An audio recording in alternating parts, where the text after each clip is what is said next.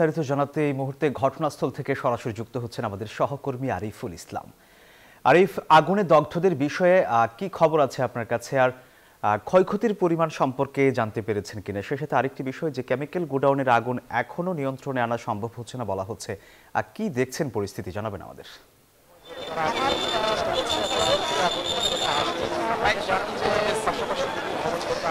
আগুনের ঘটনায় যে 11:30 যে আগুনের সূত্রপাতটি ঘটে, সেই আগুন কিন্তু এখন নিয়ন্ত্রণে বলা হয়েছে ফায়ার সার্ভিসের পক্ষ থেকে।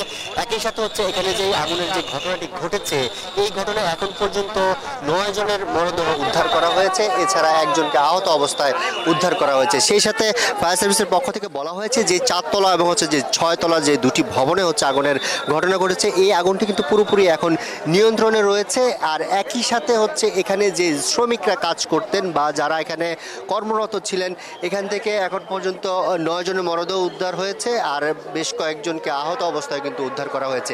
আর আপনারা যেই ধোঁয়া দেখতে পাচ্ছেন, এই ধোঁয়াটি মূলত খুবই বিষাক্ত একটি ধোঁয়া। আর যেহেতু এটি একটি কেমিক্যালের গোডাউন, সেক্ষেত্রে হচ্ছে এই কেমিক্যাল থেকে হচ্ছে এখন ধোঁয়ার হচ্ছে সূত্রপাত হচ্ছে। কিছুক্ষণ পরে আমরা দেখতে পাচ্ছি যে বিকট আকারে কিন্তু ধোঁয়ার যে কুণ্ডলী, সেই কুণ্ডলী কিন্তু আমরা দেখতে পাচ্ছি। আর একই সাথে এখানকার যারা স্থানীয় যে বাসিন্দারা রয়েছেন, তারা জানাচ্ছিলেন যে 11:30 দিকে হচ্ছে এখানকার যেই দুটি ভবন, প্রথমে হচ্ছে 4 তলা যে ভবন, সেটি হচ্ছে একটি কেমিক্যালের গোডাউন। সেই কেমিক্যালের কারখানায় যখন আগুনের সূত্রপাত হয়, সেখানে হচ্ছে গ্যাস সিলিন্ডার বিস্ফোরণের পর হচ্ছে পাশের যে সামনে থাকা যে 6 তলা একটি ভবন গার্মেন্টস, সেটি তো হচ্ছে আগুন ছড়িয়ে পড়ে। তবে এখন পর্যন্ত যে ক্ষতিগ্রস্ত যে ভবন বলা হচ্ছে, সেই ক্ষতিগ্রস্ত ভবনের দিক থেকে হচ্ছে 4 তলা যে কেমিক্যালের যে ভবনটি, সেই ভবনটি হচ্ছে 4 তলা ভবনটি খুবই পুড়ে একদম ছাই হয়ে যাওয়ার মতো যে অবস্থা, সেই অবস্থা তৈরি হয়েছে। একই সাথে এখানকার আমরা একটু জানানোর চেষ্টা করেছিলাম যে যখন আগুনের সূত্রপাত হয়, যখন আগুন ছড়িয়ে পড়ে, তখন মূলত এখানে কতজন কর্মরত শ্রমিক ছিলেন। তো এই ক্ষেত্রে যে স্বজনরা আসছেন এখানে, তাদের স্বজনদের খোঁজে তারা বলছিলেন যে প্রায় 1 থেকে 150 জন হচ্ছে শ্রমিক কর্মরত অবস্থায় ছিলেন, তখন কিন্তু আগুনের সূত্রপাত হয়। আমরা এখানে একজন নিখোঁজ একজন ব্যক্তির সাথে, যে স্বজনের জন্য এসে দাঁড়িয়েছেন, আমরা একটু তার সাথে একটু কথা বলবো। আপনার কে নিখোঁজ বা এখন কোথায় খোঁজ পেয়েছেন কিনা? না, এখন পর্যন্ত খোঁজ পাইনি। আমার ভাগ্নি মাহি, এর মধ্যে খোঁজ পাইনি। গার্মেন্টস চাকরি করতো, এই গার্মেন্টসে চাকরি করতো 3 তলায়, এর মধ্যে খোঁজ পাইনি। আজকে কিভাবে আসে বা সবশেষ কতক্ষণ কথা হয় বা আজকে কোনো কথা হয়েছে? আগুন লাগার পরে তার সাথে যোগাযোগ করার চেষ্টা করছি, কোনো যোগাযোগ করতে পারিনি। ফায়ার সার্ভিসের সাথে যোগাযোগ করছি, বলছে ওয়েট করেন, ইনশাল্লাহ পাবেন।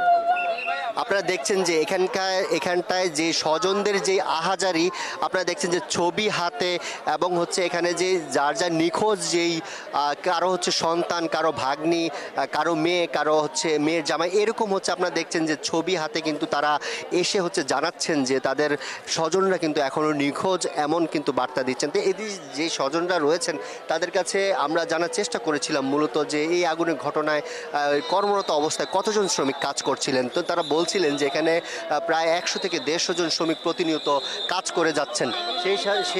সেই সাথে আমরা একটু মালিকেরও, যেই কারখানার যে মালিক, সেই মালিকের সাথে যোগাযোগ করার চেষ্টা করেছিলাম যে এখানকার শ্রমিক কতজন ছিলেন আগুনের যখন সূত্রপাত হয়। কিন্তু এই যে মালিক বা এই কারখানার যে মালিক, তিনি এখন পলাতক রয়েছেন, এমনটা কিন্তু জানানো হয়েছে। আর একই সাথে এখানকার যে পরিবেশ এখন হচ্ছে খুবই কোলাহল যুক্ত একটি পরিবেশ। উৎসুক জনতার কারণে কিন্তু উদ্ধার কাজও কিছুটা ব্যাহত হয়েছে। একই সাথে এখানে সেনা সদস্য, বিজিবি সদস্য এবং পুলিশ সদস্য এবং ফায়ার সার্ভিসের লোকজন সবাই মিলে কিন্তু এখানে উপস্থিত রয়েছে। সবাই মিলে একযোগে চেষ্টা চালিয়ে যাচ্ছে যাতে যে পরিমাণ ক্ষতি হয়েছে আগুনের, এই ক্ষতি যেন আর না বাড়ে, এমনটা কিন্তু সবার পক্ষ থেকে চেষ্টা চালিয়ে যাওয়া হচ্ছে।